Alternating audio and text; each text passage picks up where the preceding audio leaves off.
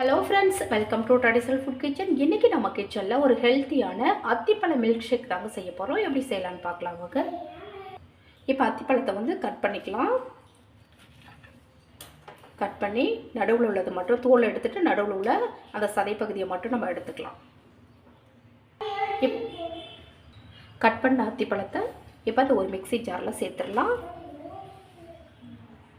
இப்போ இது கூடவே ஒரு 4 பேரிச்சம்பழம் சேர்த்துக்கலாம். அதில் உள்ள விதைகள்லாம் எடுத்துட்டு சேர்த்துக்கிறேன். இப்போ அடுத்ததாக பால் சேர்த்துக்கலாம். இது காய்ச்சி ஆற வச்சு ஃப்ரிட்ஜில் வச்ச பால், நல்லா சில்லுன்னு சேர்க்குறேன். 1 கிளாஸ் அளவு சேர்த்துக்கிறேன். 1 ஸ்பூன் நாட்டு சக்கரை சேர்த்துக்கலாம்.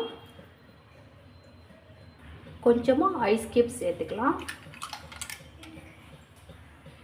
இப்போ இது நல்லா மிக்சியில் அடித்து எடுத்துகிட்டு வந்துடலாம். பாருங்கள், அத்திப்பழ மில்க் ஷேக் ரெடி.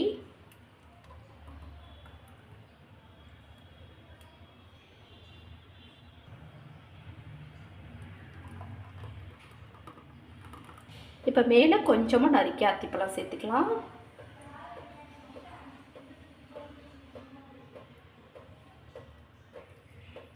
ரொம்ப ஹெல்த்தியானது, ரொம்ப டேஸ்டியாகவும் இருக்கும்.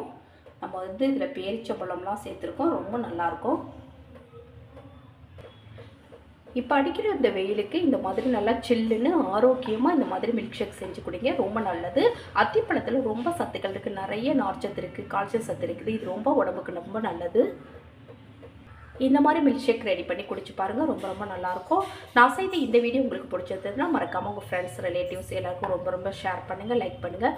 நம்ம சேனலை மறக்காமல் சப்ஸ்கிரைப் பண்ணி சப்போர்ட் பண்ணுங்கள் ஃப்ரெண்ட்ஸ். தேங்க்யூ.